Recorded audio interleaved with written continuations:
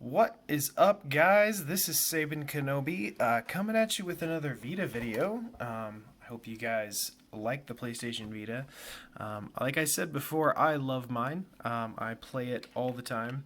I think it's the perfect handheld. Not that I've actually played the newest and latest of the Nintendo Switch. Never really got into the handhelds very much. I mean, I think, a Game Boy Color. But anyway, talking about the Vita, I just wanted to show you some of the games that I own. So one of the awesome things about the Vita is you can download games. But today I was going to go over what I have in my physical collection, which is not very large. I don't tend to hang on to games, even if I really like them. I have to absolutely love them. And even then, I don't hold on to them. So anyway, games that I have played but I no longer own, I would recommend Gravity Rush, number one, as well as Uncharted Golden Abyss was also great. But there's a lot of good games out for the Vita. But anyway, I'm going to pull up right here. So these are my games that I own physically. So first up, we have Need for Speed Most Wanted. It's a pretty good little racing game. I do recommend. It's just great to have a good racing game, on the go, so you can play whenever you want. Highly recommend this one. Next up, Ratchet and Clank Trilogy. So this is a little hard to come by of a physical copy, I guess. Just go on eBay. It's not that hard. But yeah, it never came out in the North American region. I believe this is Europe. I'm not 100% sure on that. But this is cool because it actually has Ratchet and Clank 1, 2, and 3 all over again for like the fourth time if you played it on the PS2 and the PS3 and the PS4. Or wait, there's no PS4 version. Anyway, there's the remake of the first one on PS4 at least. You might be sick of these games, but they are pretty fun to have on the go. There's the cart for you. And I enjoy it thoroughly. Plus, trophies again if you want to go for that kind of thing. So, yeah. Another import I have, let's see here. So you can see it's even in Japanese on here, is Dragon Ball Z Battle of Z. And this is cool because, yeah, it didn't have a physical release in the North American region. This is definitely Japanese. And it got taken off the digital store. It is no longer available for download, at least that I'm aware of.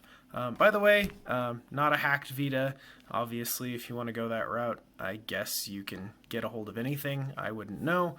I like my Vita just the way it is. Anyway, as far as I know, there's no legal way to get a hold of this game digitally or in North America, really, unless you want to import. The only bummer is it is in Japanese, but I mean, it's fairly easy to navigate the menus. I don't know the story because it's all in Japanese, and I don't know Japanese, but that's okay. I just really like Dragon Ball Z, and it's a pretty fun game. So if you can find it, I would recommend playing it. And then the game I'm actually playing right now, whoops, oh, no, we don't want to do that, is, let's see, Trails of Cold Steel. So this is a RPG, Legend of Heroes Trails of Cold Steel. That's the official title. I gotta get that right. Very fun RPG.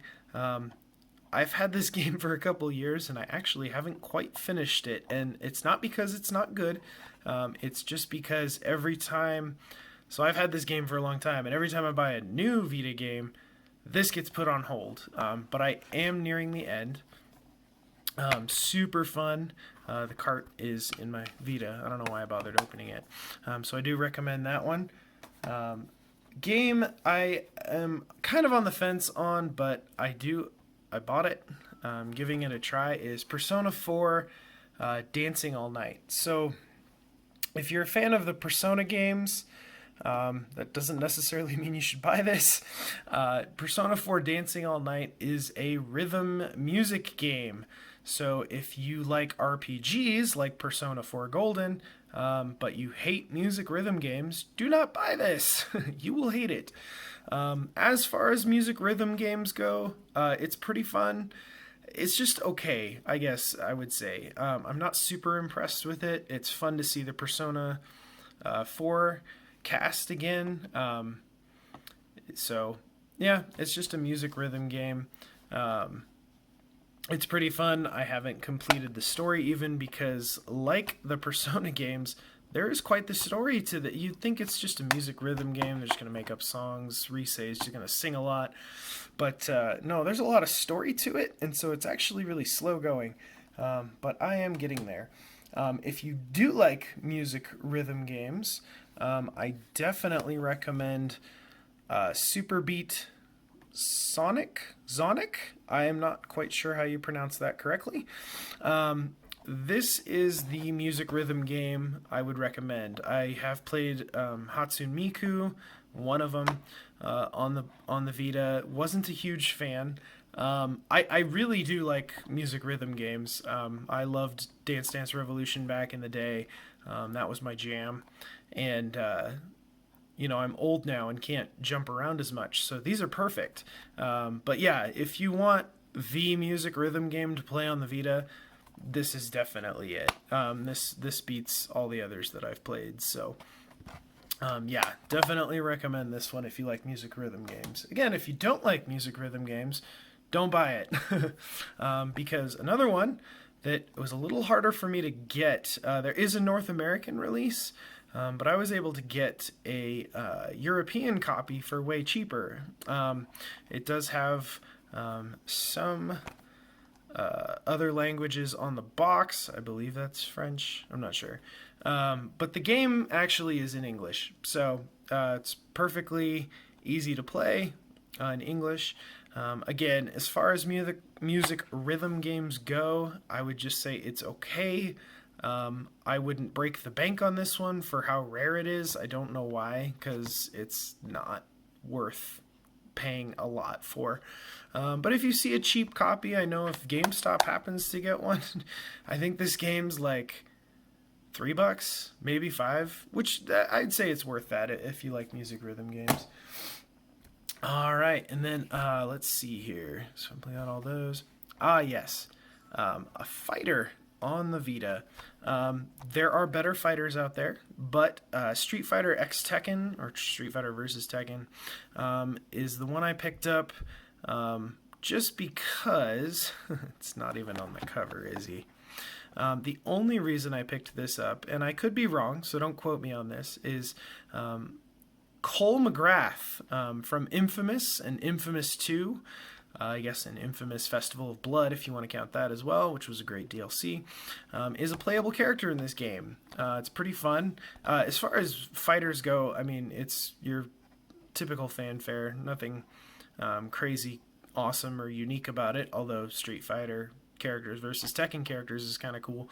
But I believe Cole McGrath is exclusive to only the Vita version. Again, do not quote me on that. I could be totally wrong. Maybe he's on the PS3 version, which actually would make more sense. But someone, from what I found, it said, nope, PS Vita if you want to play Cole McGrath. And he's included, so maybe that was the difference. Maybe PS3 you have to pay DLC for him, but he was included, so that's pretty fun. And then, let's see, a game.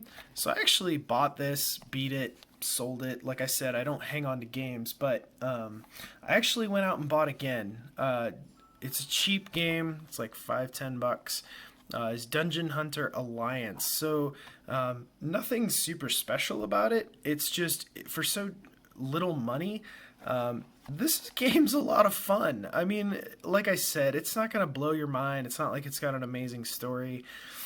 The gameplay's just fun. If you like, it's like a Diablo clone, I guess. You just go through dungeons and level up your character, and there's different classes.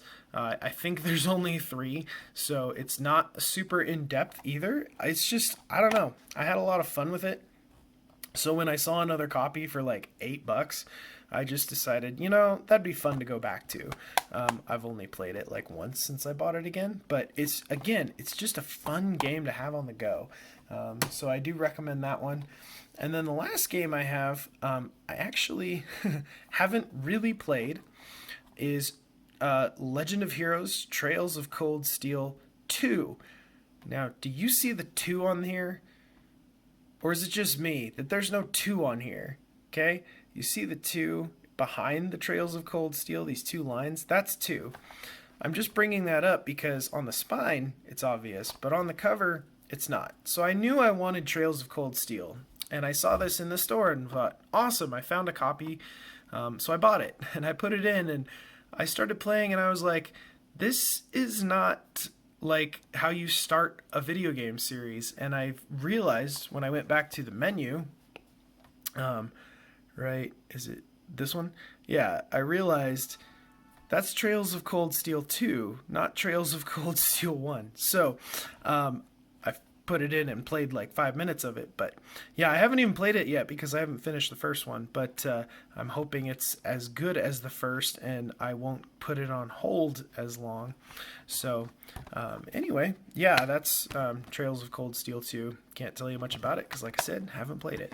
But yeah, so that's everything that I have a physical copy for on the Vita. I definitely have more games. Like I said, you can download games from the PlayStation Network store if you have a good size memory card. I actually got a 64 gig card for a steal. When I bought my PlayStation Vita used from a guy, he threw in a 64 gig memory card for free, and I only paid $120 for this Vita and the memory card. So I know it's a 2000 model, which some people don't like, but again, it's just the gameplay. I know the screen's not as good, but I enjoy it. So anyway, guys, yeah, that's everything I have. Physical copies for the Vita. Let me know in the comments what your favorite games are, especially to collect. There's just something cool about the Vita. You know, just the size of like the boxes and the art and stuff. It's really cool. So I do enjoy getting physical copies. I think it's a lot more fun. So anyway, that's all for now. I will look into getting a video maybe to show you what games, ooh, there's more down there, that I have downloaded in a separate video. So anyway, I'll see you guys next time.